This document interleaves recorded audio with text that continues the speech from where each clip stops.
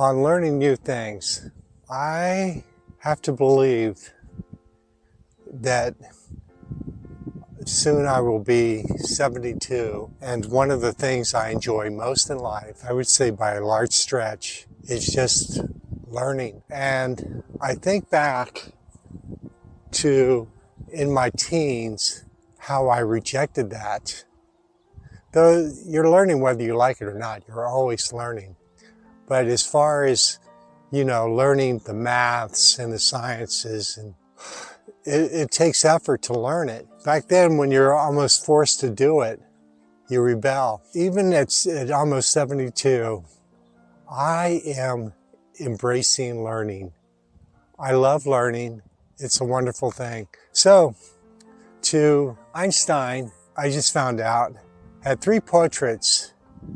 One was Isaac Newton, one was Michael Faraday, and the other one was James Maxwell. And I'm reading now about Faraday, how, of course, he was very poor, and he learned to read, or he loved reading so much, he read everything he could get his hands on. But one book that he got his hands on was about learning. And so the guy whose video I was watching mentioned the book. I looked it up, and of course you can buy it on Amazon.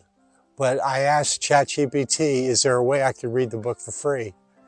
Sure enough, ChatGPT led me to a website where I can read the book for free, and I'm doing it. Fantastic.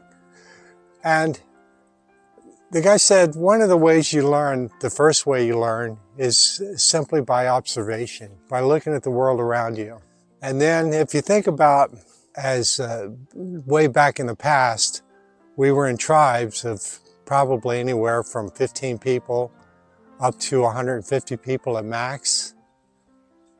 And that's where the idea of storytelling came in, and that's how we learned. And then it was Gutenberg inventing the printing press, and all of a sudden all hell breaks loose because somebody can write a book and share their knowledge, and people can read that book and learn. And now we have the internet and AI. It's just exploded. Elon Musk said you don't need to get a college education anymore. You don't need to go to college. Everything is online for free. One just has to be simply motivated enough to want to learn it. I've gone so far as studying, I know algebra, trigonometry, geometry. I think the proper way of making these videos is you got to have notes. You just can't do it extemporaneously. But here's the thing with learning. When you read something, you have to ask yourself, with all your skills and with knowledge, you have to ask yourself, is what I'm reading true? A lot of stuff I read is true, but I believe a lot of stuff is not true. And I mean, you look at it politically, we have this great freaking divide. But barring that, there are other things that people have a difference of opinion about nutrition, and I'm one of those. Let me digress and just talk about that for a little bit. There's 3 macronutrients: fat, carbohydrates, and protein. And most people think carbohydrates are bad, so therefore we need to eat more fat and more protein. With everything that I know, it's the exact opposite. We need less fat, less protein, and more carbohydrates. But we've gotten to where fruits and vegetables are bad for you, but eating coconut oil and drinking coconut products and what else? Butter. These high-fat foods, they're good for you. It's so you read something and you learn and you realize you can be opposed to what 99% of people believe, and then you have to question, well, is it because I'm being misled? Or am I right?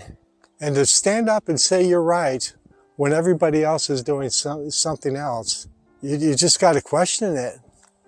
But if you look at everything and you look at all this what you think is science behind it and all the unparalleled studies, you just have to believe what's right there before your eyes and what you see. So for me, the same thing goes with religion. And I was involved in religion when I was young, and now, and yet, I remember back in the 80s, I went to a Billy Graham concert in Anaheim. And I used to be the same faith as Billy Graham, which is Baptist. But there were probably 20,000 at this event. Billy Graham gave the altar call and all these people came forward. Well, most of the people coming forward, of course, are people from the local churches that are there to help lead people to Christ.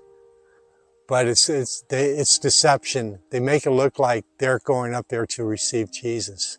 They're not going up there to receive Jesus. They're going up there to make it look like they're there to receive Jesus. They're there to help others that want to come up and that sort of thing. And so here's this stadium full of 20,000 people say that there is no God or no Jesus against the onslaught of these 20,000 people right before my eyes. How dare I? But, you know, go so far, if you were in Mecca during their Holy Week and going around doing whatever they're doing, millions of people, and how dare I just say that there was no Allah and Muhammad? Well, we know there was a Muhammad, but the Allah part I don't know about. I certainly don't know about all their practices. Yeah, so in fact, in some countries, in Muslim countries, if you don't believe in their particular type of religion, brand of religion, it's death. So again, how dare I? Let's go over to India, you know, and the Hindu gods, same thing. But you know what? Keep going. Go to the Baltic countries, their gods. Go to the Balkan countries and their gods. Go to the Nordic countries and their gods. How about the Mayan civilization? But every god is mythology. But the one you believe in, yeah, that one's true. And not only is your God true, but the church you go to is the right church of all the other churches. So what I'm saying about with knowledge is a lot of times knowledge will take you in directions where you're definitely not in the mainstream. I'll tell you what, like 25 years ago, I discovered fasting. I couldn't believe it. And to this day, I will say, the most important thing you could do as far as health to your body would be to do a fast. And what I mean by fast is water only and no food. By no food, I mean no food. And that's the most healthiest thing by far one could do for their body. And when I first started fasting, I fasted a few times for a few weeks. One time for a few weeks. I've done 10 days, 7 days. And people said I was crazy. Close friend that's a doctor thought I was crazy. Anyway, and then the idea of, you look at the idea of freedom, the United States and how we got founded, and these wonderful principles that we're founded on. You know, you were definitely in the minority to believe in freedom and a government of the people, for the people, by the people. But boy, did that experiment work, and were they right. But some places, what they want to do is deny reality. Full-on governments. You look at China, they want to completely block out Tiananmen. It's starting to rain, guys. I gotta go. You know, their own government wants to shield people from knowing the truth. And I just can't believe how governments they, think that that's a good thing, to keep their people ill-informed. Of course, look at the evilness of the North Korean government. Look what Russia's now doing to Ukraine. So, you know, by learning, I don't know, learning is the best thing. That you can go from observation, learning on what you learn, to learn from where you're at in your tribe, to books, then the internet, and now we have ChatGPT. God, it's just, it's wonderful. It's all there for us. And I tell you what, I don't think I'm smart by any stretch of the imagination. I know that. And I have to learn, and I learn slow. And I used to say to myself, the one great thing about learning is once you learn something, you own it. It's yours. Nobody can take that away.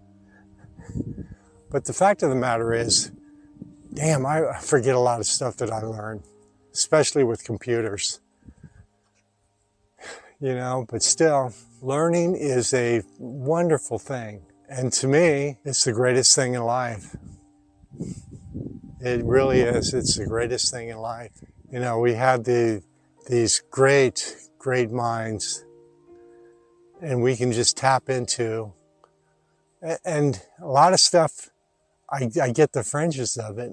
And I just re-listen to the video or to the podcast. I'll tell you another thing. Here's something I'm learning right now, have been for the last number of years, is a thing called evolutionary psychology.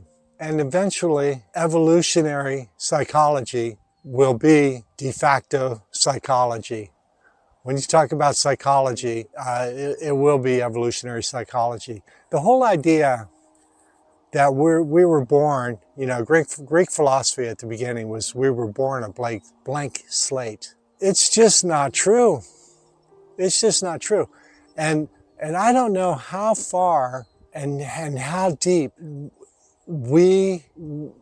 that goes, our brains. You know, if everything else evolved, our brains evolved.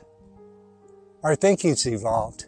I mean, who teaches a dog how to walk, how to go pee, how to chase a rabbit? You know, I don't know how this video comes out or what I'll do with it. But anyway, we got these great minds, and we can learn from these guys. Free.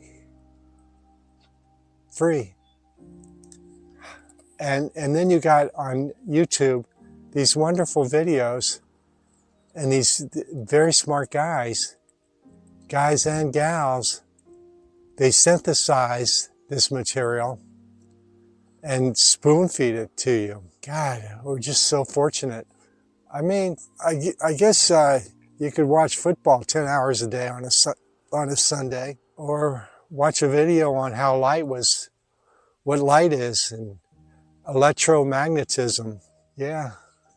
So all praise to learning